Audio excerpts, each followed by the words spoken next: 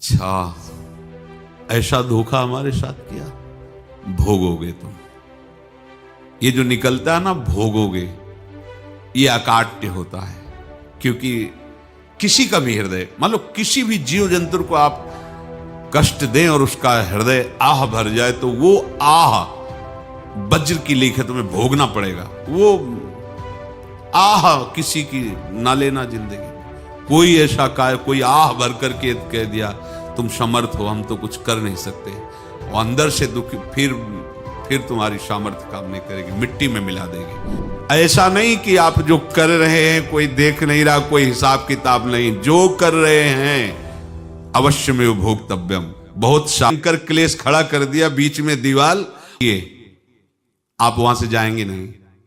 आपको लेना है तो वसूल करना है, और देना है तो चुकाना है। ये पूर्व के जन्मों से निश्चित किया गया है। जैसे किसी के यहां पुत्र हुआ, जन्म से ही पैसा खर्चा शुरू हुआ, जो बड़ा हुआ तो उद्दंडता के द्वारा मार पूरे परिवार को क्लेश पर क्लेश देता चला जा रहा है। ये तुम्हारे कर्म का फल है। या ऐसे शक्तिहीन बुद्धिहीन ऐसे पागल पूरे जीवन सेवा करो, तुमसे अपना हिसाब चुकाने के लिए वो आया है। अब परिवार के जो सदस्य जुड़े आके, मतलब पत्नी आते ही पूरी हृदय में आनंद, परिवार में आनंद, और जीवन भर वो आनंद ही सुख देने के लिए उसका जन्म हुआ। वो अपना ऋणानुबंध मुक्त, और आते ही भयंकर क्लेश खड़ा कर दिया बीच में दीवाल, और झगड़ा वैसा, फिर अतरे दिन मारपीट शुरू, कलह अशांति, पूरा जीवन नरक हिसाब करने आए। यहां ऋण चुकाए बिना कोई जा नहीं सकता, ऋण चुकाना पड़ेगा। किसी का ऋण वसूल करना है तो किसी को ऋण चुकाना है, दोनों काम करने होते हैं। अनेक जन्मों में अनेक लोगों के साथ हमने जो बर्ताव किए हैं, अच्छे या बुरे, वो होंगे। अब किसी आदमी को हम जानते नहीं, अचानक मिला, अचानक टक्कर लगा और मार पीट गाली गुप्ता सब कर दिया, चुपचाप सह लो। क्यों? ये आपका हिसाब है, पूर्व का हिसाब। हमारा उससे कोई द्वेष नहीं, कोई संकल्प नहीं। अचानक घटना घटी और हमसे द्वेष करने लगा, हमें पीटने लगा, हमें गालियां दे, ये हिसाब है, चुपचाप सह जाओ। अपने घर का भाई ही भारी दुश्मन बन गया और क्लेश हिसाब है। एक प्रभुदत्त ब्रह्मचारी जी की वाणी में पढ़ा था, एक महात्मा जी भ्रमण करते थे, तो उस समय असरफियां चलती थी, मोहरे असरफियां, तो उनको भेंट में देते लोग। तो या तो ठाकुर सेवा में लगे तत्काल, या संत सेवा में तत्काल लगे, उसका संग्रह करके डोलना ये ठीक नहीं है बैरागी के लिए, सिद्धांत में ये ठीक नहीं है। तो जब 2, 4, 6, 8 ऐसे मोहरे हुई, तो उन्होंने विचार किया कि और भ्रमण करके जब काफी मोहरे हो जाएंगी तो प्रयागराज में जब कुंभ पड़ता है, एक बार पूरे सब अखाड़े के संतों को, अलग अलग संप्रदाय सब संतों को बुलाएंगे और सबको पुआएंगे। अब साधु है तो यही विचार करेगा, और क्या विचार करेगा। तो उन्होंने एक ऐसे डंडा बनवाया, बेंत, जो ऊपर से चूड़ीदार और भीतर पोला, और मोहरे उसमें डालते गए। और भ्रमण, जहां जहां श्रद्धालु भगत थे सबके यहां जाना, और इच्छा रखना कि एक मोहर तो दे दे दक्षिणा में। कामना कोई भी हो वो बांधती ही है, ध्यान रखना। इसीलिए प्रभु जो चाहे वो करे, अपनी चाह नहीं रखनी चाहिए, अपनी चाह प्रभु की चाह में मिला देनी चाहिए। धीरे धीरे वो छड़ी भर गई, भ्रमण करने वाले महात्मा चूड़ी लगाई, इंतजार करते रहे। जब प्रयाग का कुंभ पड़ा तो चले। तो रास्ते में एक गांव में पूछा जाता है, जैसे कहीं रुको कि कोई श्रद्धालु ऐसा है जो संत सेवी है। तो कुछ लोगों ने बताया, हाँ एक परिवार है, बहुत संत सेवी है, और आपको मिलाते हैं उनसे। हाँ ये महाराज घर में रुका, खूब अच्छा हलवा पूड़ी पवाया, और जो घर के मालिक थे चरण दबाए। चरण दबाते दबाते उनकी दृष्टि पड़ी उस डंडे पे, उनका इतना मोटा और ऊपर से कुछ चूड़ी सी भी नजर आ रही, इस डंडे में तो कोई रहस्य है ही है। अब महात्मा जी को खवा पिला के सुला दिया। महात्मा जी जब सो गए तो पत्नी से धीरे से कहा, वो डंडा लाओ बाबा जी का। डंडा, वो चूड़ीदार जो ही खोला पलटाया तो सैकड़ों मोहरे उसमें। ऐसे संत रोज पधारे भगवान, तुम आनंद हो जाए फिर क्या। पत्नी से कहा, नाप के कंकड़ लाओ। अब वो तो महात्मा जी तो खाए खीर पूड़ी, आराम से सो रहे। रात में पूरी प्लानिंग करके उसमें कंकड़ भर के चूड़ी लगाकर सिराने रख दिया, सारी मोहरें हटा ली।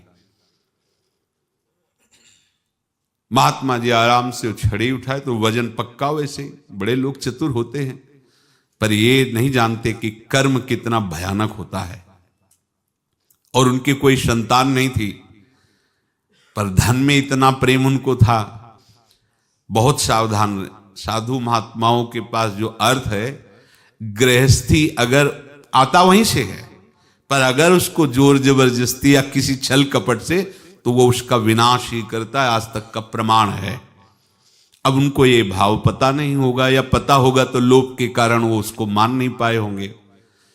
महात्मा जी गए प्रयाग में, किसी अखाड़े पर रुके और वहां प्रार्थना की कि कल जो है संपूर्ण अखाड़ों का निमंत्रण किया जाए और सब संतों को भोग पवाया जाए और उनको दक्षिणा भी दी जाए। महंत ने सोचा कि बहुत बड़ा है तो उत्सव है, क्योंकि प्रयाग में कितने हजारों संत महात्मा सब। तो उनका, महाराज बोरों इसमें चीनी और टीनों घी लगेगा, सब व्यवस्था। बोले आप मंगाइए, एक एक हिसाब हम करेंगे, हमारे पास सब व्यवस्था है। बोले कुछ तो पहले दे दो, इकट्ठे देंगे हम। उनको था कि अगर हम छड़ी खोला और दो चार मोहरे दी, किसी को पता लग गया तो गड़बड़ हो सकती। बोले हम भंडारे के समय आखिरी में सब कुछ आपको दे देंगे। ठीक है। वो अपने पास से पैसे लगाकर खूब जितना सामग्री सब लाए, लाखों की, और सब संतों को निमंत्रण कर दिया। संत जन निमंत्रित हो गए, भंडारा बन रहा है। तब वहां के महंत है और उनका देखो भंडारा भी बन रहा है, संतों को निमंत्रण। अब आप अर्थ की व्यवस्था कीजिए, क्योंकि इतनी बड़ी हमारी सामर्थ्य नहीं थी जितना हमने किसी तरह हमने व्यवस्था की। अब मुझे अर्थ चाहिए, तभी आगे की व्यवस्था बढ़ेगी। संतों को दक्षिणा देंगे और जिनसे अर्थ लिया उनको दे। देखो रसोई बन गई है सब। उनका छत में विश्वास नहीं तो ये अभी चूड़ी खोली। उनको तो था ना कि मोहरे हैं, कंकड़। तो जैसे कितना उनको सदमा लगा होगा। हजारों संतों का निमंत्रण, रसोई बन, मतलब संत हो के छल कपट। तो उनका, महाराज आपने तो हमारा नाश कर दिया, जो महंत थे। अब बताओ, रसोई बन गई, संत निमंत्रित हो गए और आप ये कंकड़ दिखा रहे हैं हमको। आपने तो हमें बर्बाद कर दिया। हमारी इतनी सामर्थ्य नहीं थी, आप पहले बता देते। संत होकर ऐसा छल कपट। अब वो बोले तो क्या बोले, क्योंकि उनको पता था कि मोहरे हैं इसमें। अंदर से उनका चिंतन गया उसी सेठ के पास, अच्छा ऐसा धोखा हमारे साथ किया, भोगोगे तुम। ये जो निकलता है ना भोगोगे, ये अकाट्य होता है। क्योंकि किसी का भी हृदय, मान लो किसी भी जीव जंतु को आप कष्ट दें और उसका हृदय आह भर जाए, तो वो आह वज्र की लेख है, तुम्हें भोगना पड़ेगा। वो देखो भीष्म जी को भोगना पड़ रहा है ना। सांप को ऐसे धनुष की नोक से उठाया और बंबूल के कांटों के ऊपर फेंक दिया, कई दिन तक शेदा हुआ, वो आह भर करके मरा। तो आपको 6 महीने बाणों की सैया पर आह किसी की ना लेना जिंदगी में। कोई ऐसा कोई आह भर करके कह दिया तुम समर्थ हो, हम तो कुछ कर नहीं सकते, और अंदर से दुखी, फिर तुम्हारी सामर्थ्य काम नहीं करेगी, मिट्टी में मिला देगी। फिर ये तो संत थे और भगवत आराधना के लिए, संत आराधना के लिए ही ऐसा किए हुए थे। अब इनका कैसे मुंह दिखाएं, अब क्या करें। सुबह संत जन आएंगे, सबके बीच में हमारी कि देखो इन्होंने, अब क्या करें। गए और संगम में जाके छलांग लगाई, अपने प्राण त्याग दिए। अब उनके तो पास मोहरे थी और व्यापार बढ़ा, और 9-10 महीने बाद ही लड़का हुआ। अब तो उनको कि संत फलीभूत हो गया। देखो व्यापार चल रहा, लड़का नहीं होता था, लड़का भी हो गया, बड़ा आनंद छा रहा है। जब से वो प्रकट हुए और धन की वृद्धि शुरू हो गई, पढ़ाई लिखाई में उनके खर्चा हुआ सब, बस बीमारी शुरू हो गई उनके शरीर में। अब उसमें पैसा जाना शुरू हुआ।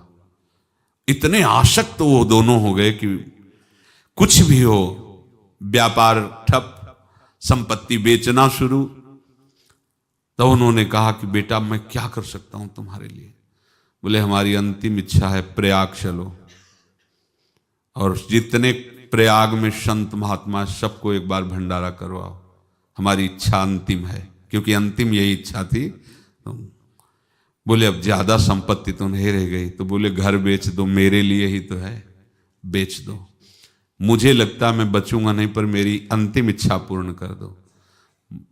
घर बेच दिया, जेवर बेच दी। वहां गए, जब संत सेवा की तो बोले मुझे संगम तक ले चलो।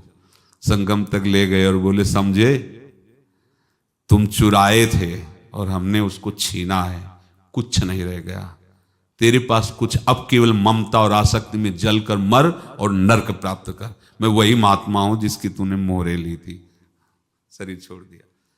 महात्मा को जन्म लेना पड़ा और इनको दुर्गति भोगनी पड़ी। ऋणानुबंध, होश में।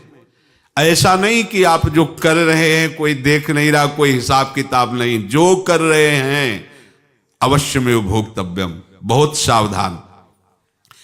अनेक जन्मों में अनेक लोगों से जो कुछ लिया दिया है, इस लेने देने को मिटा देने के बाद ही तुम मुक्त हो गए। इसीलिए एक उपाय है, लेना न देना मगन रहना। क्या? मालिक को समर्पित हो जाओ, मालिक को अपना माना हुआ समर्पित कर दो, खत्म। अहम त्वाम स्वरूपापेभ्यो मोक्षयिष्यामि, सब खत्म। आगे पीछे लेना देना सब खत्म। एकादश स्कंद में भगवान श्री कृष्णचंद्र जी ने कहा जो मेरे चरणों का आश्रय लेकर भक्त मेरा भक्ति करता है, उसके पितृ ऋण, मातृ ऋण, देव ऋण, ऋषि ऋण, सब ऋणों से मैं मुक्त कर देता हूं। बस यही एक उपाय है जो इसके बंद करने का उपाय भक्तों के लिए है। वो यही है, भगवान की शरण में होकर अपना माना हुआ पूरा भगवान के अर्पित कर दो। अर्पित करने का तात्पर्य उसमें अहम हटा दो। तो दियम वस्तु गोविंदम तुभ्यमेव समर्पये। जिनसे तुमने सेवा करवाई है उनकी सेवा करनी पड़ेगी। जिनसे तुमने जो कुछ लिया है उनको देना पड़ेगा। ये लेने देने का व्यापार जब तक समाप्त नहीं होगा तब तक तुम्हारा जन्म मरण चलता रहेगा। अब आपको यहां समझना है, यदि आपसे किसी ने पैसे लिए बेईमानी करके नहीं दे रहा है तो आप उसको गाली मत दीजिए, आपने बेईमानी की थी इसलिए आपकी बेईमानी हुई है, ले गया, कोई बात नहीं है, बंधन से मुक्त हुए, जो बोझा था चला गया। उसको ऐसा ना देखे कि ये बेईमान हमारे रुपए मार लिए, अब जो कुछ होगा देखेंगे। अगर आप आगे नया कुछ करते हैं तो फिर आगे का हिसाब आपको भोगना पड़ेगा, ध्यान रखना। ऐसा नहीं है कि आपको भोगना नहीं पड़ेगा। एक ही उपाय है कि अब जो शरीर धारण किए इसी में जो भोग ले, आगे ना होना चाहिए। तो क्या करे? सर्वतो भावेन भगवान की शरण ले ले। ये तो सर्वाणि कर्माणि मयि सन्न्यस्य मत्पराहा अनन्येनैव योगेन माम ध्यायन्तु उपासते तेषामहं समुद्धर्ता मृत्यु संसार से। ये बड़ा कठिन है पार होना, कोई छोटी मोटी बात है। एक महात्मा बाल्यावस्था से भजन करते थे, शालिग्राम भगवान पास रखते थे और उन्हीं की आराधना करके बस पाठ, नाम, जप और भ्रमण करते थे। यौवन अवस्था थी, गंगा जी के किनारे अपने ठाकुर को विराजमान करके स्नान करने के लिए कपड़ा ही उतार रहे थे कि 90 लोग आ गए, भाला तलवार सब ले, मारो मारो इसको मारो, घेर लिया। तो उन्होंने हाथ जोड़कर कहा हमने क्या अपराध किया? कोई सुन ही नहीं रहा। तो उन्होंने कहा मार तो डालोगे ही आप, 90 लोग, हम कोई अस्त्र शस्त्र तो लिए नहीं, एक बार हमें गंगा में डुबकी लगा देने दो और अपने ठाकुर को स्नान करा देने दो, फिर इसके बाद आप मार देना। भगवत इच्छा से वो लोग रुक गए, स्नान किया और अंदर से प्रार्थना की, प्रभु ये क्या लीला है आपकी, आपके सिवा मेरा कोई है नहीं और ये मुझे मारना चाहते हैं। तो भगवान ने जानते हो क्या कहा उनके अंतर में? तुम मेरे में ध्यानस्थ हो करके शरीर को छोड़ो, ये लोग मारेंगे। ये मेरे भजन का फल है कि तुम्हें 90 जन्म नहीं लेना पड़ेगा, एक ही जन्म में 90 मिलके। तुमने 90 हिंसा की थी पूर्व में, तो तुम्हें 90 बार जन्म लेना होता और एक एक करके मारते। ये मेरे भजन का प्रताप है कि एक बार में ही 90 का हिसाब हो जाएगा। तुम आंख मूंदो, मेरे ध्यान में मगन रहो, मेरे प्रताप से तुम्हें कोई चोट नहीं होगी और स्वाभाविक मूर्छावस्था में प्राण तुम्हारे छूट जाए। ऐसा ही हुआ, ऐसा हुआ। तो ये बात समझ लो कि ये जो कर्मानुबंध है, ऋणानुबंध है। आप देखो, अगर शाप महात्माओं ने दिया कि तुम्हारे वंश का इससे विनाश होगा, तो भगवान भी परम धाम जा रहे तो उसी कील से, बाण की नोक में जो मछली लील गई थी, छोटा कण, उसी से की नोक बनाई और उसी नोक को प्रहार किया। भगवान के श्री चरण में वही बाण की नोक लगी और भगवान ने स्वीकार किया ना। भगवान का बड़ा लीला विचित्र है। अगर छुप करके उधर रामावतार में बात, तो इधर ऐसे स्वीकार किया है भगवान ने। ऐसा कहीं नहीं दिखाया कि मैं भगवान हूं तो मैं अपने लिए, ऐसा नहीं दिखाया। नारद जी का हित किया पर नारद जी ने शाप दिया तो भगवान ने स्वीकार किया। बंदरों ने ही सहायता की, जैसा बोले थे वैसा। ये लीला इस शरीर में भोगनी पड़ेगी। हाँ, ज्यादा को कम में भुगता देंगे, पर अब अगला शरीर ना मिले, इसके लिए सर्वतो भावेन भगवान के आश्रित हो जाए। जैसे आपने दुकान फैला रखी है तो उसमें दो काम होते हैं, लेना और देना। किसी को उधार दिया है तो हमें उसे लेना है, और कोई नगद देकर सामान ले रहा है तो उसे सामान देना है, या उधार लिया है तो हमें उधार देना है। अब अगर दुकान बंद करनी है तो तुम्हें देने वालों पर जोर देना है, लेने वालों पर जोर नहीं। लेने वाला तो जाओ हम क्षमा किया, समर्पित किया, हमारा कोई संबंध नहीं, खत्म हो जाए, वो खुशी हो जाएगा। लेकिन देने वाला तुम अगर दुकान भी उठा दोगे तो जहां भी रहोगे तुम्हारे पास वो आएगा, लाइए हमारा। तो देने पर नजर रखिए, जिसका जिसका हिसाब है वो आपके सामने आता जाए, हटाते जाओ। लेने पर नजर मत रखिए और दुकान फौरन उठा दीजिए, नहीं अगर लेते देते रहे तो चलता रहेगा। आगे चलकर कुछ लेना न देना, मगन रहना बस अपने प्रभु के चिंतन में। अब हम कैसे जाने कि किसको क्या देना है, हमें क्या पता? तो हम पूरा हिसाब जिनको पता है उनको दे देते हैं।